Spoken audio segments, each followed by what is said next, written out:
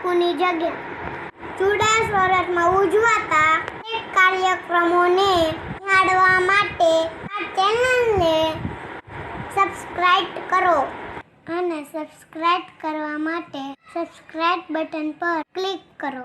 સૌથી પહેલા નોટિફિકેશન માટે બેલના બટન પર ક્લિક કરો। જય રામદેવજી, જય ગિરનારી, જય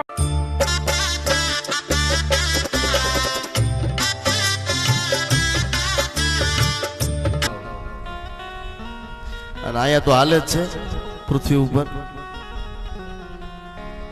પાતાળમાં ત્યાં પણ શાંતિ નથી, તો શાંતિ ભગવાનના નામની અંદર છે। અને અહીંયા શાંતિ કેવી મળે ખબર? પછી મારે તમારે બીજે ક્યાંય જવું ન પડે। આ વાત કબીરજી કરે છે। શું કહે છે? जो सुख पायो राम भजन में, जो सुख पायो राम भजन में, वो सुख नाही अमेरी में, मन लाग्यो मेरो यार फकीरी में, मन लागो मेरो यार फकीरी में। जो सुख पायो राम भजन में, जो सुख पायो राम भजन में, वो सुख नाही अमीरी में, मन लागो मेरो यार फकीरी में, मन लागो मेरो यार फकीरी में, मन लागो मेरो यार फकीरी में। 4-5 લીટીની આખું આ ભજન છે કબીરજીનું। કબીરજીનું તો નામ સાંભળ્યું છે। કબીરજી જતા હતા ને એમાં એક તરબૂચનો વાડો આવ્યો। હવે તરબૂચના વાડાનો જે માલિક હતો થોડાક દૂર, એટલે વાડાના માલિકને એમ થયું કે કોઈ ચોરી કરવા આવ્યું છે તરબૂચની। હતા કબીરજી, એટલે પથ્થર લઈ એને મારવા માટે ફેંક્યો। કબીરજીના માથામાં પથ્થર લાગ્યો, માથામાંથી લોહીની ધાર।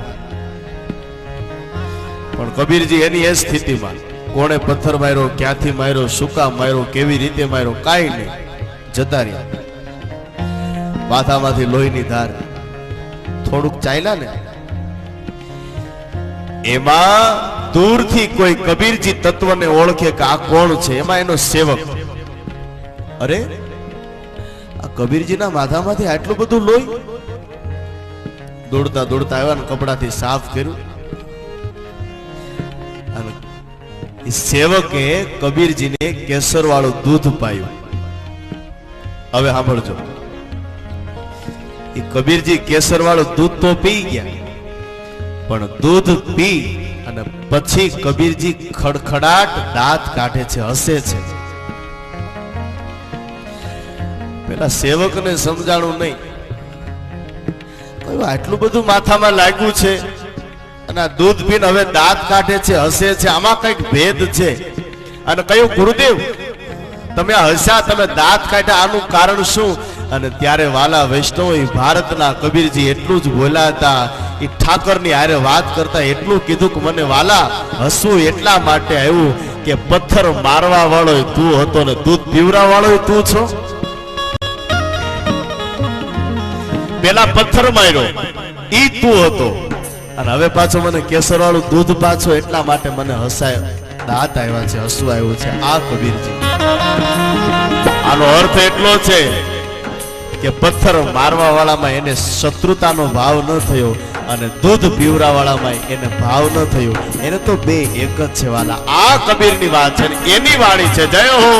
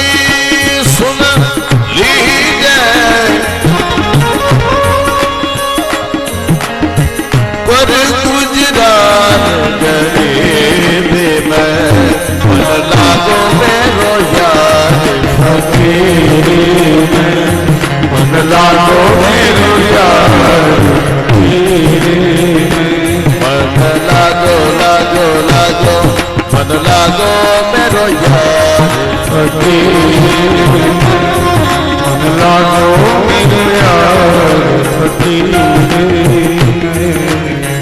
कहत कबीरा सुनो मेरे साधु, कहत कबीरा सुनो मेरे साधु कहत कबीरा कबीरा कबीरा कबीरा कबीरा, कहत कबीरा सुनो मेरे साधु, कहत कबीरा सुनो मेरे साधु कर गुजरान करे में मन लालो मेरो यार फकीर मन लालो मेरो यार फकीर मन लालो मेरो यार फकीर।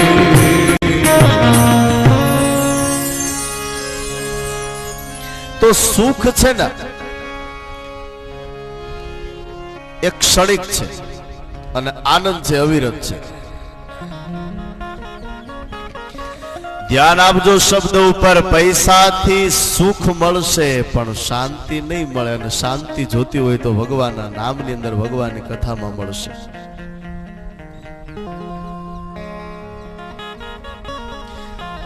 કદાચ તમે ન્યૂઝપેપર વાંચતા હોય તો ખબર હોય, ઘણા સમય પહેલા એક લેખ આવ્યો હતો અને વાત આને અનુરૂપ છે. એટલા માટે અમેરિકાનો કોઈ માણસ છે, એની પાસે એટલી બધી પ્રોપર્ટી છે, મિલકત છે. એને લખ્યું હતું, મારી પાસે પૂરતી છે, કદાચ કોઈને શંકા હોય તો વચાવીશ. એનો સુવાનો જે બેડ હતો ને, પલંગ, એની કિંમત છે 7 કરોડ રૂપિયા. જે નળ છે ને, સોનાના નળ છે, ઝુમ્મર છે સોનાના. આટલી બધી પ્રોપર્ટી હતી, પણ છેલ્લે એને 4-5 લીટી લખીને એમાં આપણો આનો જવાબ આવી જશે. એ માણસ એવું લખ્યું હતું કે આ બધુંય છે, પણ 7 કરોડ રૂપિયાના બેડ ઉપર મારે 2 કલાક ઊંઘ કરવી હોય ને તો મારે ઊંઘવાની 2 ટેબ્લેટ 2 ટીકડી લેવી પડે, ત્યારે મને ઊંઘ આવે છે. હવે આ પૈસો હું કામ? ઠાકરના દરબારમાં બેઠા છો, ભગવાનને એટલું કહેજો, બાપ ભલે આખો કદાચ ન મળે તો કાંઈ નહીં, અડધો મળે, પણ અમારો પરિવાર હળી મળી અને સુખ શાંતિથી અમે જીવન પસાર કરી શકીએ, આવું અમને આપજો. આ મોટા મોટી આપણી ભક્તિ છે.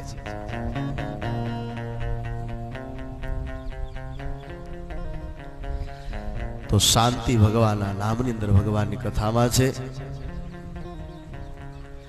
નારદજીએ વ્યાસજીનો પ્રશ્ન કર્યો, સાંભળો જયરામ આપે.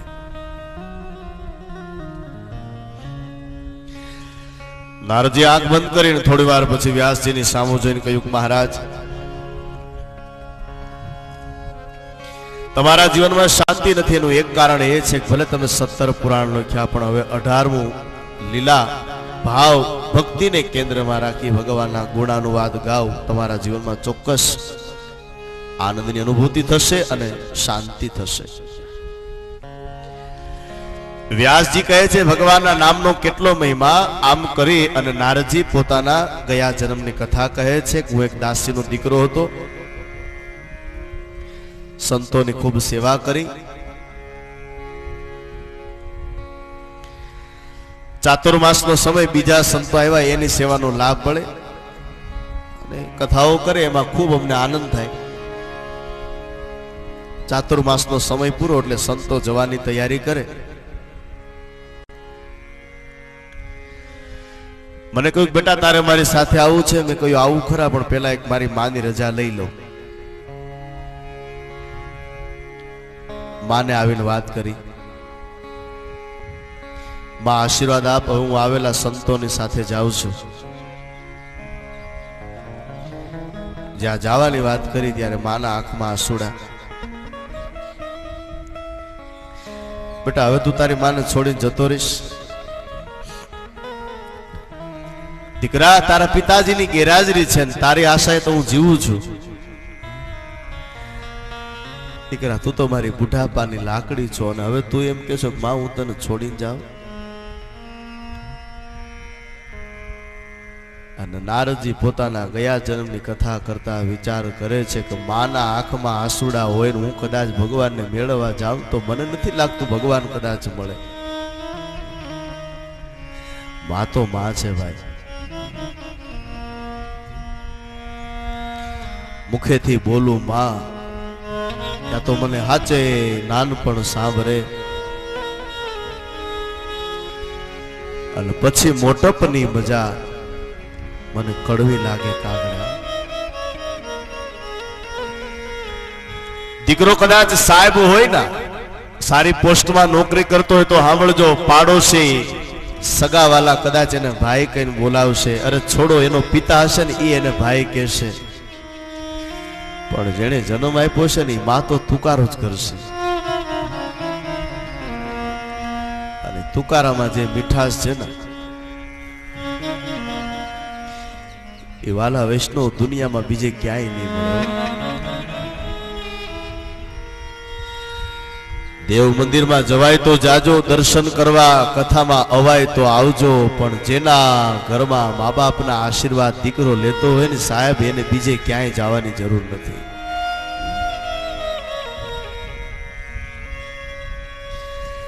આજનો દીકરો મોટો થઈ જાય એટલે મા બાપને વૃદ્ધાશ્રમમાં મૂકી આવે ને પછી ઘરે આવીને ફોન કરે, બાપુજી શું કરો છો? ત્યારે કળિયુગના મા બાપ રડતા રડતા એટલું તો કહેતા જ હશે કે બેટા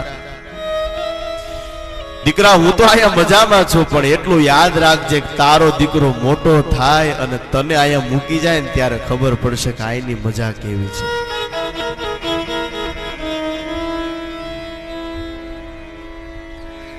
માં તો માં છે ભાઈ. શું બોલું માં વિશે?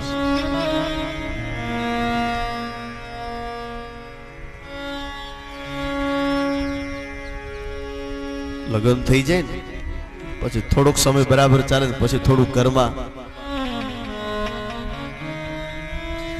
ત્યારે એક બાજુ દીકરાને બોલાવીને માં શું કે ખબર? બેટા કાંઈ વાંધો નહીં, તું મારાથી જુદો રહે બસ, પણ તું તો સુખી થાઈશ ને. આહા, દીકરાના સુખ માટે થઈને માં કદાચ એને જુદો કરવો પડે તો એ પણ કરશે વાલા, એ માં છે. અને માં બહુ ક્યારે રડે ખબર છે? જ્યારે દીકરાને ભાવતું શાક બનાવ્યું હોય તેથી બહુ રડતી હોય.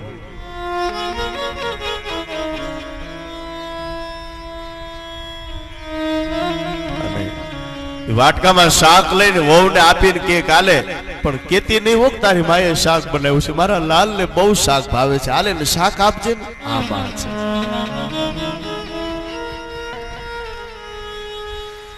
મુખેથી બોલું માં ત્યાં તો મને હાચે નાનપણ હાંભરે, અને પછી મોટપની મજા મને કડવી લાગે કાગડા.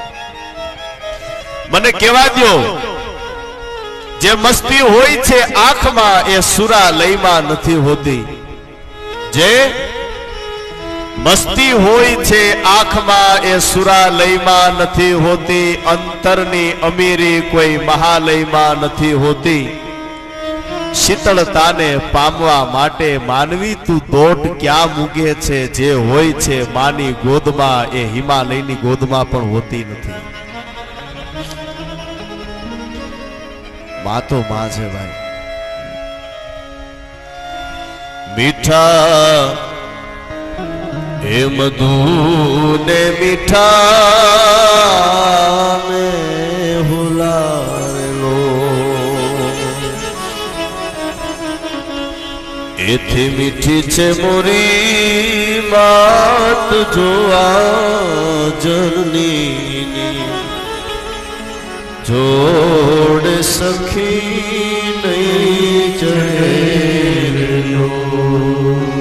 આજની જોડ સખી નહીં જડેલો.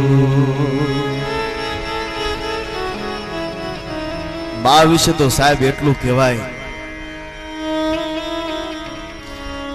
કે કદાચ તમે ન માગો તો કાંઈ નહીં, પણ ઠાકરના દરબારમાં એટલું કહેજો કે મારી માને જેટલી સેવા થાય એટલી હું કરી શકું, બસ આટલું માંગજો. શું કામ ખબર? આપણે બહુ સાંભળ્યું છે એટલે હું કદાચ તમને કહીશ તો કાંઈ નવીનતા નહીં લાગે, પણ એ સત્ય હકીકત છે કે 33 કરોડ દેવને રાજી કરવા હોય તો બીજે ક્યાંય જવાની જરૂર નથી. તમારા ઘરમાં મા બાપ હોય તો એના પગમાં માથું મૂકી દેજો સાહેબ. તે 33 કરોડ દેવતાઓ રાજી નહીં થાય ને એટલા તમારા મા બાપ તમારી ઉપર રાજી થશે. યાદ કરો ભાવનગર પ્રભાશંકર રાજા અને આ તો દીવાન, એ માનું બહુ મોટી ઉંમરે મૃત્યુ થયું ત્યારે એના આંખમાં આંવડા નહોતા, પણ 12 દિવસ 15 દિવસ બધું પૂરું થઈ ગયું ને પછી અડધી રાતના સમયે પ્રભાશંકર ઓરડો બંધ કરીને જેમ બાળક રડે ને એમ ચોધારે આંસુડે પ્રભાશંકર રડે છે. અવાજ સાંભળ્યો, પ્રભાશંકરના ઓરડે આવીને દરવાજો ખોલ્યો. બાપુ અડધી રાત થઈ છે, અવાય નહીં, પણ તમે રડતા તે અવાજ સંભળાણો. આંખના આંસુડા લૂછી નાખ્યા. બાપુ કઈ ભૂલ થઈ છે? અને ભાવનગરના પ્રભાશંકરના આંખમાં ફરીવાર આંસુડા આવીને એટલું જ બોલ્યા હતા, ભૂલ તો કાંઈ નથી થઈ, પણ રડાઈ ગયું એનું કારણ દીવાન મને મારી માનો તુકારો યાદ આવ્યો ને. માં વહી ગઈ ને ભલે વહી ગઈ, પણ હારું હારે મારી માનો તુકારો વયો ગયો ને. દીવાન ભાવનગરની બજારમાં મને કોઈ રાજા કહેશે, કોઈ મહારાજ કહેશે, પણ હવે મને પરભુડો કહીને કોણ બોલાવશે? એ અડધી રાત થઈ હોય, હું ન આવ્યો હોય,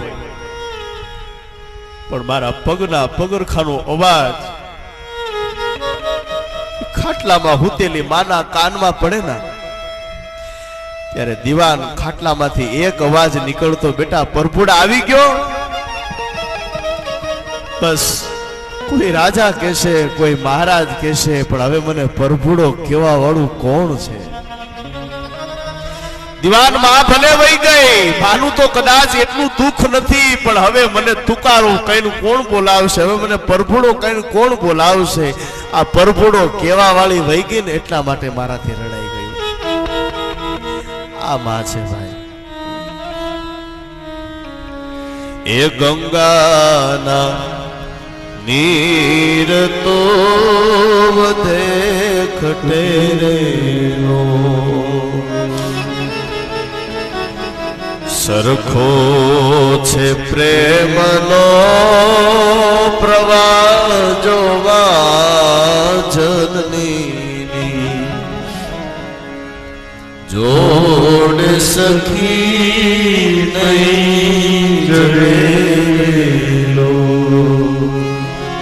એ મારી જનની જોડ સખી નહીં જડેલો.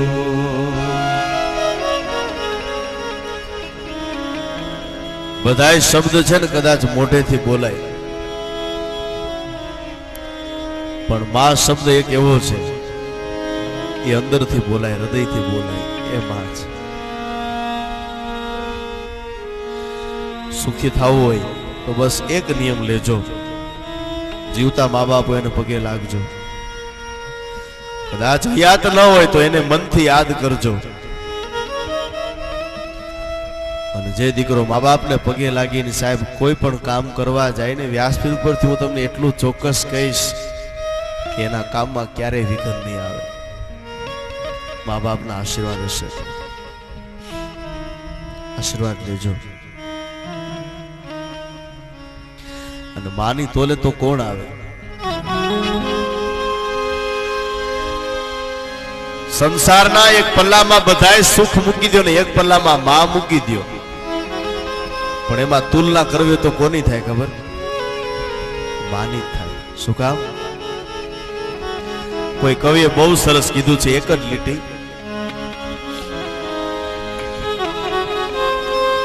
માતાની તોલે કોઈ ના આવે બીજી,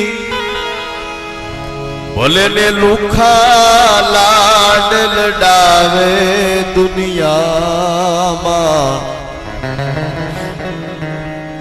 જન્મ દેનારી રે માં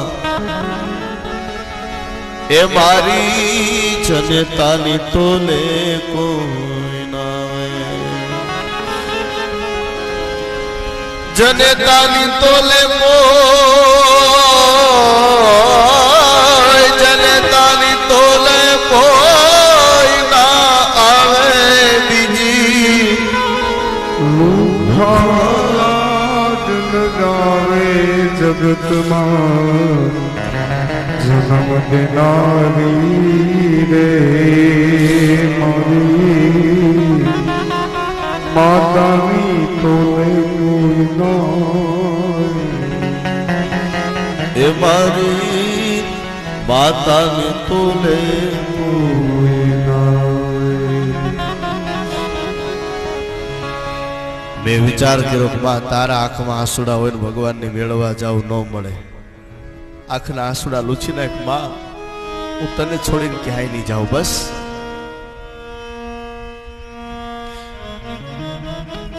સંતોને આવીને વાત કરી, સંતોનો જવાબ પણ એ જ હતો કે હા બેટા, માના આશીર્વાદ, માની સેવા કરવી તારી ફરજ છે. આલે આ મંત્ર ઓમ નમો ભગવતે વાસુદેવાયનો મંત્ર આપ્યો છે. સમય જતા માનું મૃત્યુ થયું. એક તરફથી સુખ છે ને એક તરફથી દુઃખ છે. સુખ એટલા માટે કે હવે મને ભક્તિમાં કોઈ બાધક નથી એટલા માટે, અને દુઃખ એટલા માટે ગમે એમ તોય માને.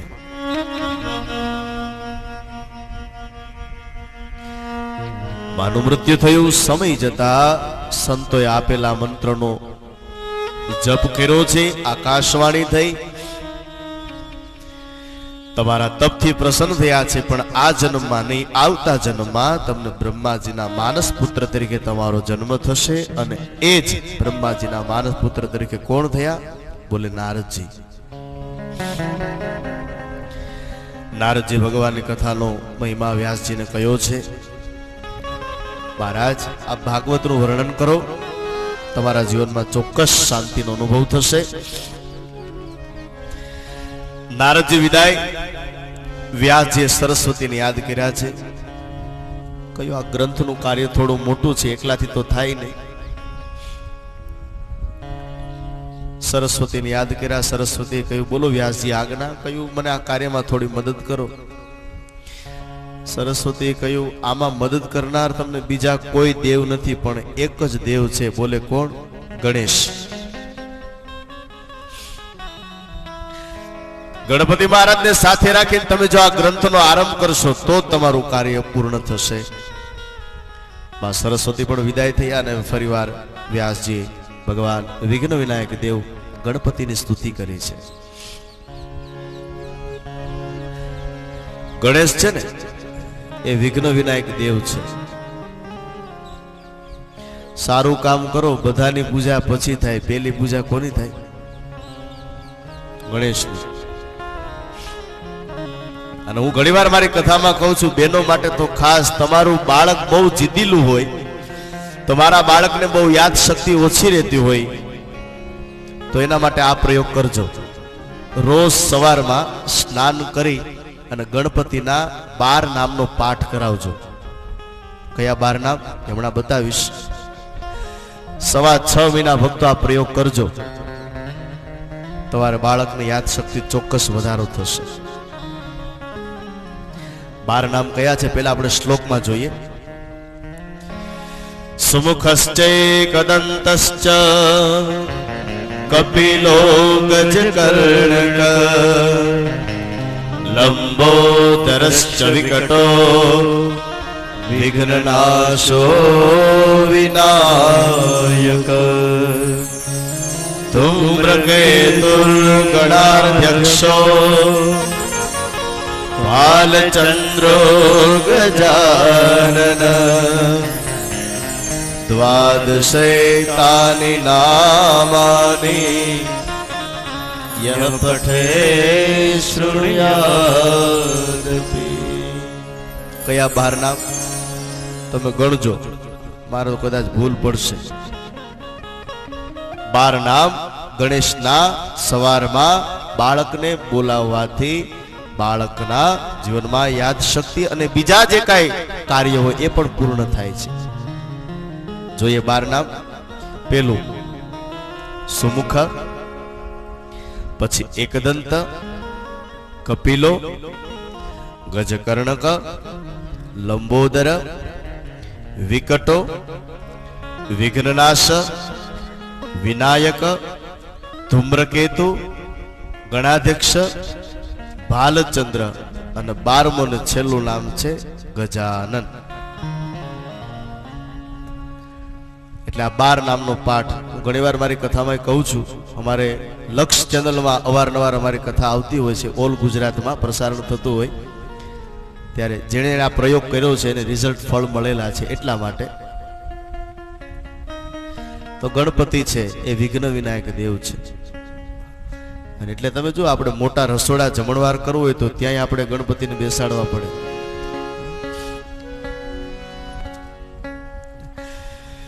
ભજનિકો ભજન ગાય તો પેલું ભજન કોનું ગાય? ગણપતિનું। બેનો સત્સંગ કરતા હોય તો પેલું કીર્તન કોનું ગાય? પ્રથમ પેલા સમરીએ રે એ સ્વામી તમને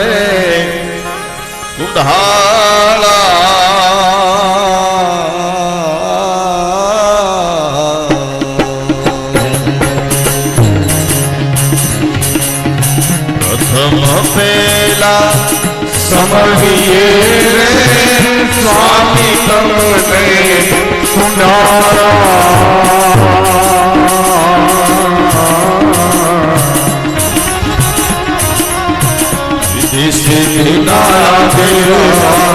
દેવતા દેવતા મેર કરો મહારાજ રે, મેર કરો મહારાજ રે। માતાને કહીએ જેના પાર્વતી રે પિતા શ્રી શંકર દેવા।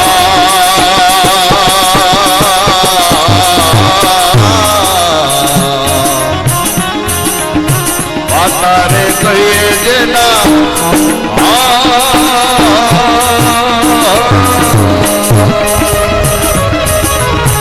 પાર્વતી રે પિતા શ્રી શંકર દેવા। ગળામાં ફૂલડાનો હાર મારા દેવતા, ગળામાં ફૂલડાનો હાર મારા દેવતા મેર કરો મહારાજ રે, મેર કરો મહારાજ રે, મેર કરો ને મહારાજ રે, મેર કરો એક વાર પ્રેમથી ગણેશજીનો જય જયકાર કરો ભાવથી। બોલો શ્રી ગજાનંદ ગણપતિ મહારાજ કી જય। વ્યાસજીની પાસે ગણેશજી, વ્યાસજીએ બધી વાત કરી। ભાગવતમાં તો નથી લખ્યું પણ આ સંતો બહુ સરસ આ પ્રસંગને લડાવે છે। ગણપતિએ વ્યાસજીને કહ્યું, બાપજી આ ગ્રંથમાં હું મદદ કરું પણ મારી એક શરત તમને મંજૂર હોય તો। બોલે શું? સાંભળો। એકવાર લખવા માટે હું કલમ ઉપાડું, પછી તમારો ગ્રંથ પૂરો થઈ જાય ને પછી કલમ નીચે મૂકીશ। વચ્ચે મને મુકાવશો તો બીજી વાર હું કલમ નહીં લઉં। બોલો મંજૂર છે? વ્યાસજીએ કહ્યું, ગણપતિ મહારાજ એક શ્લોક લખવો હોય તો બરાબર છે, 2 શ્લોક લખવા હોય તો બરાબર છે, 3 શ્લોક લખવા હોય તો બરાબર છે, આવા તો 18,000 શ્લોક લખવા હોય, સવારમાં પૂજા પાઠનો સમય જોઈએ, સાંજે શયન પૂજા પાઠનો સંધ્યા સમયે પૂજા પાઠ કરવા પડે અને તમે એમ કહો છો કે હું કલમ નીચે ન મૂકું. ગણેશજીએ કહ્યું તમને મંજૂર હોય તો કયો, નહીતર પછી. પણ વ્યાસજી બહુ બુદ્ધિશાળી, કોઈ આ કાર્યમાં બીજા દેવ તો કોઈ મદદ નહીં કરે ગણપતિ સિવાય. બહુ મનોમંથન કર્યું, વિચાર કર્યો ને પછી વ્યાસજીને એક વિચાર આવ્યો. શું? ગણેશજીની સામુ જોઈને કહ્યું, મહારાજ તમારી શરત મને મંજૂર છે, પણ મારી એક શરત. બોલે શું? હું તમને જે શ્લોક આપું ને એનું ગુજરાતી ભાષાંતર, એનું અનુવાદ તમારે કરવાનો. ગણપતિએ માથું હલાવ્યું, તમ તારે ઈ મને મંજૂર છે. પછી તો વ્યાસજી શું કરે, સંધ્યાકાળ થાય ને એટલે 2-5 શ્લોક એવા અઘરા આપી દે ને, ગણપતિ મહારાજ એનું ભાષાંતર, એને ગુણ ભાષાંતર કરવામાં રહે ત્યાં વ્યાસજી પૂજા પાઠ કરી અને ગણપતિની પાસે આવી જાય. આમ કરતા કરતા 18,000 શ્લોકોનું વર્ણન કરવામાં આવ્યું, જેને ભાગવત સંહિતા કહેવામાં આવે છે. તો ભાગવતના રચયિતા વેદવ્યાસની કથા જોઈ અને હવે કથયિતા શ્રી સુખદેવજીની કથા. વ્યાસજીએ વિચાર કર્યો, આ ગ્રંથ તો રચાઈ ગયો, પણ હવે આપવું કોને? કારણ કે એના માટે પાત્રતા તો જોઈ જ, એમને બધાને તો ન આપી દેવાય. વ્યાસજીને વિચાર આવ્યો કે મારો દીકરો સુખદેવ છે એને જ આપું. પણ સુખદેવ તો જન્મતાની સાથે જંગલની અંદર, પછી 2 શિષ્યોને બોલાવીને કહ્યું, તમે જાઓ જંગલમાં, હું તમને જે શ્લોક આપું ને શ્લોક તમારે ગાવાના, પણ સાંભળો, આખા નહીં ગાવાના, અધૂરા એટલે અડધા અડધા ગાવાના. શિષ્યોએ કહ્યું, ગુરુદેવ તમે તો કીધું હતું ને કે શ્લોક અધૂરા ન બોલે. જે કહ્યું, હું તમને કહું એટલું કરો, હું તમારો ગુરુ છું તમે. પછી તો ગુરુની આજ્ઞા પાળવી પડે. શિષ્યોને 2 શ્લોક આપ્યા છે, એમાં એક શ્લોક છે ભાગવતના 2જા સ્કંદમાં અને એક શ્લોક છે ભાગવતના 10મ સ્કંદની અંદર વેણુગીત પહેલાનો શ્લોક. આ શ્લોક સાંભળવાથી આપણી જે કાંઈ ઈચ્છા હોય ને ભગવાન પૂર્ણ કરે છે. જંગલમાં શિષ્યો આવીને કાષ્ટ વીણતા જાય અને શ્લોક બોલે. કેવો?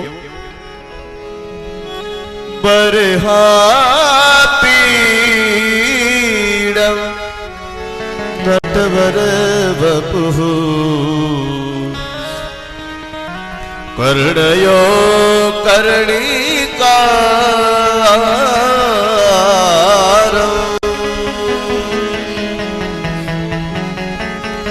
બેપ્રદવાસ કનકકપિશં વૈજયંતિમ ચ માલા.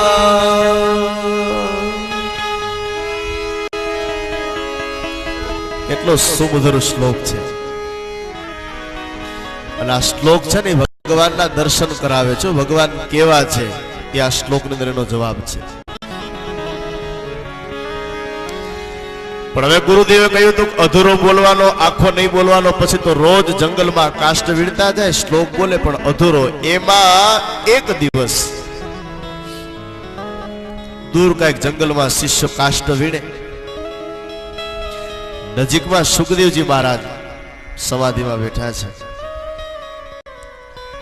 અને શિષ્યોના મુખમાંથી ભગવાનનો જે શ્લોક નીકળ્યો ને કાનમાં જ્યાં શબ્દ પડ્યો ને, સુખદેવજીની આંખ ખુલી ગઈ અને સુખદેવજીના મુખમાંથી નીકળાલો, ઓહો इतना प्यारा, इतना सुमधुर श्लोक, પણ આ શ્લોક આખો કેમ નથી બોલતા? સુખદેવજી ત્યાંથી આવ્યા છે શિષ્યોની પાસે. શિષ્યોને વાત કરી, શ્લોક બહુ સરસ બોલો છો પણ અધૂરો કેમ બોલો છો? આખો બોલો ને. શિષ્યોએ વિચાર કર્યો, કેટલા સમયથી રાહ જોતા હતા કોક આખો શ્લોક કેવા વાળું મળે તો. ગુરુદેવે કહ્યું હતું ને, આખો શ્લોક સંભળાવશો? બોલે હા સંભળાવો. અને હવે શિષ્યોના મુખમાંથી શબ્દ નીકળે છે, રંધ્રાન વેણો રધર સુધયા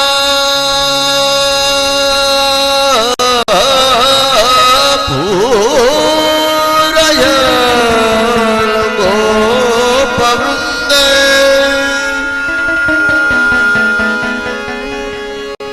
વૃંદારણ્યમ સ્વપદરમણમ પ્રાવેશત ગીત કીર્તે પ્રાવેશત ગીત કીર્તે. આખો શ્લોક જ્યાં સુખદેવના કાનમાં પડ્યો અને બીજી વાર મુખમાંથી શબ્દ નીકળી ગયો, અરે વાહ, ઇતના સુમધુર શ્લોક. આ શ્લોક મને સંભળાવો, મને બતાવો ને, આમાં બીજા શ્લોક હોય તો. શિષ્યોએ કહ્યું, સુખદેવજી આ તો સેમ્પલ છે, આવું આખું ગોડાઉન છે અમારા ગુરુદેવની પાસે. તમને તો એક જ શ્લોક સંભળાયો, પણ આવા 18,000 શ્લોક છે. અને શ્લોકનો લાભ, એ શ્લોક શીખવા માટે શિષ્ય આગળ અને પાછળ સુખદેવજી વ્યાસજીના આશ્રમમાં. પછી તો કથા એવી છે, સુખદેવજીએ કહ્યું છે કે આપ પિતા તરીકે નહીં પણ આપ ગુરુ તરીકે મને ભગવાનની કથાનો મહિમા બતાવો, તો જ હું આ કથા સાંભળીશ. એ કથાનો સાર બતાવવામાં આવ્યો છે. તો ભાગવતના રચયિતા વ્યાસજીની કથા જોઈ, ભાગવતના કથયિતા સુખદેવજીની કથા જોઈ, અને હવે ભાગવતના પરમ શ્રોતા શ્રી પરીક્ષિત મહારાજની કથા આપણને સુત પુરાણે બતાવે છે. એના માટે મહાભારતની કથામાં આપણે જવું પડે. પરીક્ષિતના જન્મ માટે પાંડવ અને કૌરવ વચ્ચે યુદ્ધ થાય. કૌરવના પક્ષે દુર્યોધન, એને ક્યાંય શાંતિ નથી. અશ્વત્થામાએ કહ્યું, આપ કેમ ઉદાસ છો? કહ્યું, મારા દુશ્મનો જીવતા હોય તો પછી મને કેમ નિરાત હોય? કોણ દુશ્મન? બોલે પાંડવો. અશ્વત્થામાએ કહ્યું, એમાં શું, આ કામ મને સોંપી દો. દુર્યોધને કહ્યું, દાદા બોલવું સહેલું છે પણ બહુ અઘરું છે. અને એકવાર રાત્રિના સમયે અશ્વત્થામા પાંડવોને મારવા માટે આવે છે.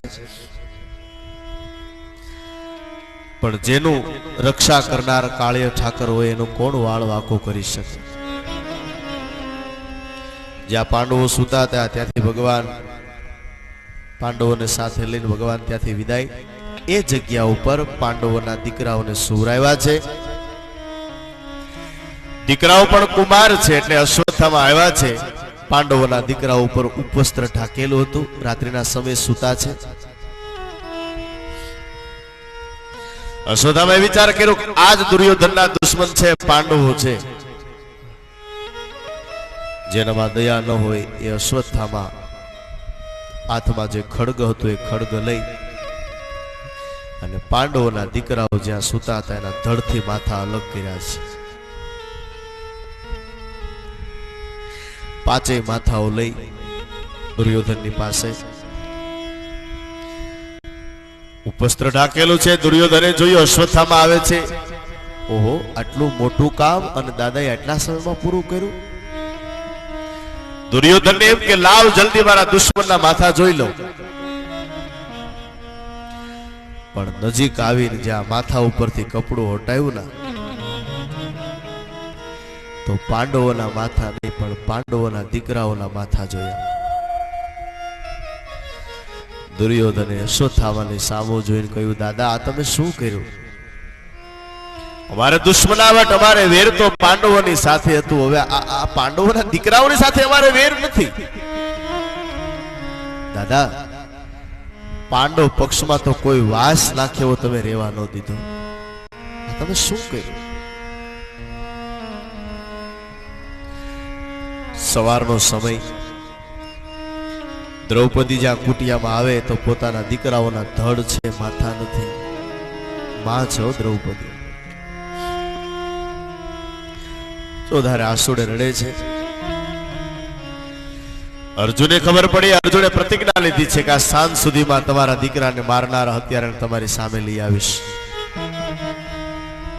ખબર પડી આ કૃત્ય બીજું કોઈ નહીં પણ અશ્વત્થામાએ જ કર્યું છે. દોરડાથી બાંધી અશ્વત્થામાને દ્રૌપદીની પાસે લઈ આવ્યા છે. બોલો કઈ સજા આપું? અને વાલા વૈષ્ણવ, જો તો ખરા એ ભાગવતમાં કરુણાની મૂર્તિ દ્રૌપદીએ જ્યાં અશ્વત્થામાની સામું જોઈને શું બોલી છે ખબર? ઉવાચ ચાહંતસ્ય બંધનાનયનમ સતી મુચ્યતામ એષ બ્રાહ્મણો નિતરામ ગુરુ. મહારાજ એને ન મરાય, એને છોડી દો. જ્યાં છોડવાની વાત કરીને અર્જુનના કાનમાં શબ્દ પડ્યો. દ્રૌપદીની સામુ જોઈને કહ્યું, હા તમારા દીકરાને મારનાર હત્યારને તમે છોડી મૂકવાનું કહું છું? બોલે હા. શું કામ? મુચ્યતામનો અર્થ થાય છોડી દો. દ્રૌપદી બે વખત બોલ્યા છે. મુચ્યતામ મુચ્યતામ એષ બ્રાહ્મણો નિતરામ ગુરુ. એનો એક અર્થ એ કરી શકાય કે દ્રૌપદી પાકો નિર્ણય કરીને કહે છે કે એને મૂકી દો, ન મરાય. પણ શું કામ? અને દ્રૌપદીના આંખમાંથી આંસુડાની ધાર. એટલો જવાબ હતો કે મહારાજ, સ્ત્રીની વેદના તો એક સ્ત્રી જાણી શકે. મારા 5 દીકરાઓનું મૃત્યુ થયું, એ દુઃખ તો મને જ ખબર છે. કદાચ તમે અશ્વત્થામાને મારી પણ નાખશો તો એની માને તો એકનો એક દીકરો છે, એની માની શું વેદના થશે? બીજું, ન મરાય એનું કારણ બ્રાહ્મણનો દીકરો છે, એને ન મરાય. અર્જુને કહ્યું તો પછી મેં પ્રતિજ્ઞા લીધી, એનું શું કરું? ભગવાનની સામો જોઈને ભગવાને વચ્ચેનો રસ્તો આપ્યો કે અર્જુન એક કામ કરો, દ્રૌપદીની આજ્ઞા પડાશે, તમારી આજ્ઞાનું પાલન થશે. બોલે શું? અશ્વત્થામાના મસ્તક ઉપર જે મણી છે, મણીનું છેદન કરો. જે શિખા કહેતા ચોટલી છે એનું છેદન કરો. બ્રહ્મસૂત્ર કહેતા જે જનોઈ છે એનું છેદન કરો. એટલે બ્રાહ્મણ જીવતા સમાન પણ મરેલો છે. આપણું શાસ્ત્ર એમ કહે છે કે બ્રાહ્મણની કોઈ શિખાનું છેદન કરે, કોઈ એની જનોઈનું છેદન કરે ને તો બ્રાહ્મણ જીવતા સમાન પણ મરેલો છે. અશ્વત્થામાનું અપમાન કરી એને છોડી દીધો છે. અશ્વત્થામાએ વિચાર કર્યો કે મારું અપમાન કર્યું, અને એને યાદ આવ્યું છે શું? ઉત્તરાના ગર્ભમાં એક જીવ છે, એને મારી નાખું. બ્રહ્માસ્ત્ર છોડ્યું અશ્વત્થામાએ. આગળ ઉત્તરા, પાછળ બ્રહ્માસ્ત્ર. ઉત્તરા દોડતી દોડતી કોઈના શરણમાં ન ગઈ, પણ અંતે ભગવાન દ્વારકા વાળા દ્વારકાધીશના શરણમાં જઈ અને ઉત્તરા કહે છે શું? પાહી પાહી મહાયોગી દેવ દેવ જગતપતે નાન્યમ ત્વદ્ભયમ પશ્ય યત્ર મૃત્યુ પરસ્પર. પાહી પાહી સંસ્કૃત શબ્દ છે, પણ ગુજરાતી શું થાય? બચાવો બચાવો.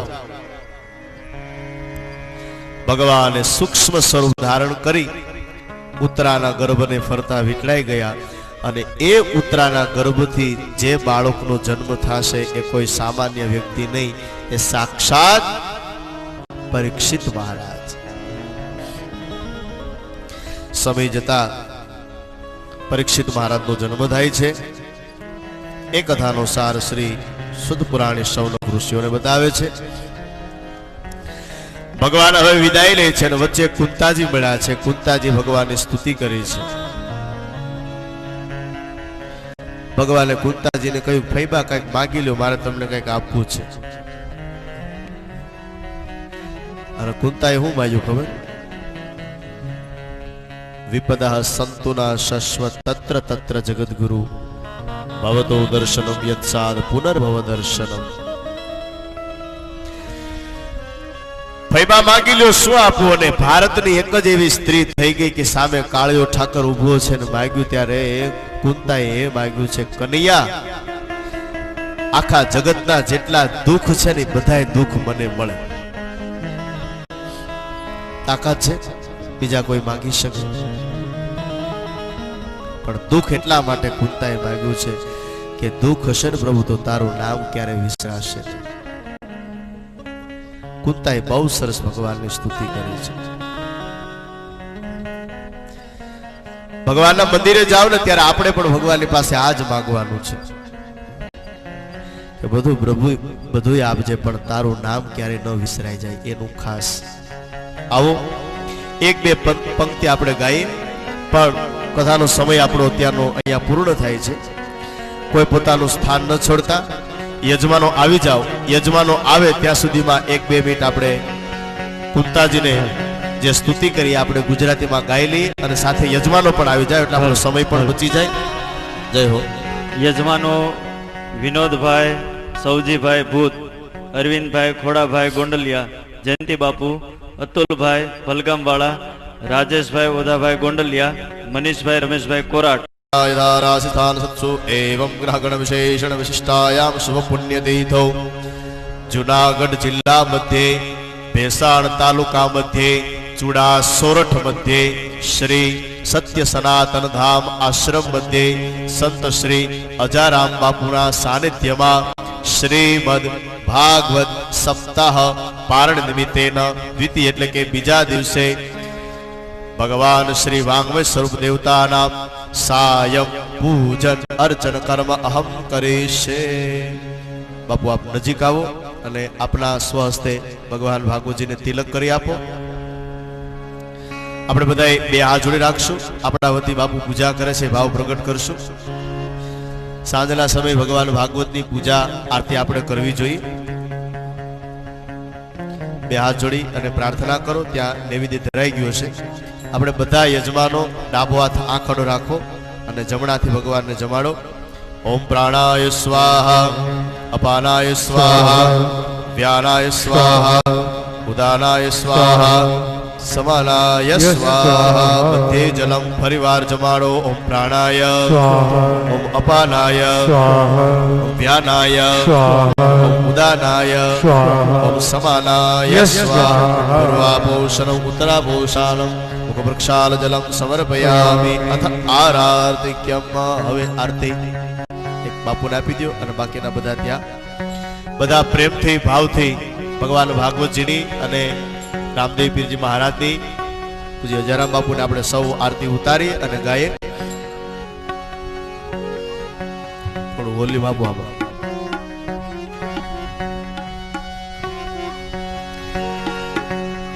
એ દીવડા જગમગ જગમગ થાય, દીવડા જગમગ જગમગ થાય, દીવડા જગમગ જગમગ થાય, દીવડા જગમગ જગમગ થાય. આરતે રામદેવ પીરની થાય, દીવડા જગમગ જગમગ થાય. આરતી રામદેવ પીરની થાય, દીવડા જગમગ જગમગ થાય. આરતી ચૂડા ગામમાં થાય, આરતી સુરા ગામમાં થાય, આરતી સત્ય સનાતનમાં થાય, આરતી ગામમાં થાય. આરતી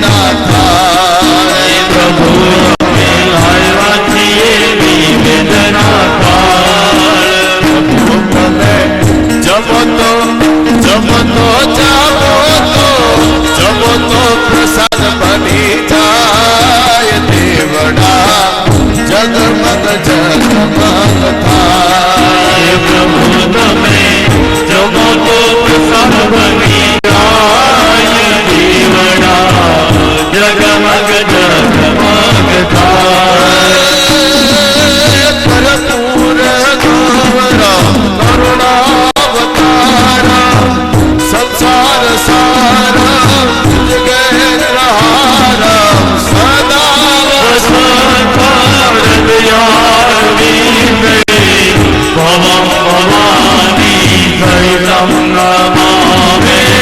મંગલમ ભગવાન વિષ્ણુ મંગલમ ગરુડધ્વજ મંગલમ પુંડરીકાક્ષ મંગલાય તનો હરિ સર્વમંગલ મંગલે શ્રી સર્વાર્થ સાધિકે શરણ્ય ત્ર્યંબકે ગૌરી નારાયણી નમોસ્તુતે નારાયણી નમોસ્તુતે નારાયણી નમોસ્તુતે ભાવથી બધા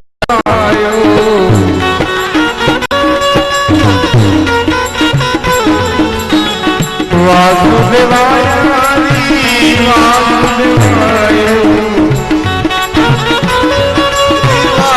વાસુદેવાય ઓમ નમો ભગવતે વાસુદેવાય ઓમ નમો ભગવતે વાસુદેવાય કૃષ્ણ કાલે લાવજો આજે સૌને જય શ્રી કૃષ્ણ કાલે લાવજો હરિગુણ ગાવા હરિ પીવા સાથે સૌને લાવજો હરિગુણ ગાવા હરિ પીવા સાથે સૌને લાવજો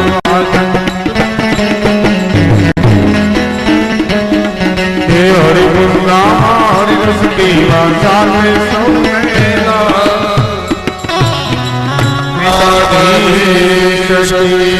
જય ઓમ નમઃ પાર્વતે પતે હર હર મહાદેવ. અત્યારની કથાને વિરામ. ફરીવાર આવતીકાલે 8:30 વાગે કથામાં જોડાશો. આપ સૌને જાજાથી જય શ્રી કૃષ્ણ.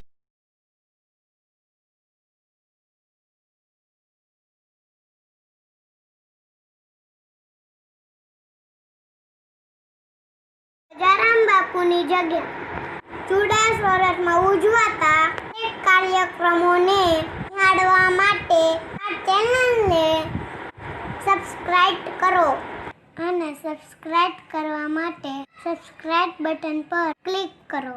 સૌથી પહેલા નોટિફિકેશન માટે બેલના બટન પર ક્લિક કરો. જય રામદેવજી, જય ગિરનારી.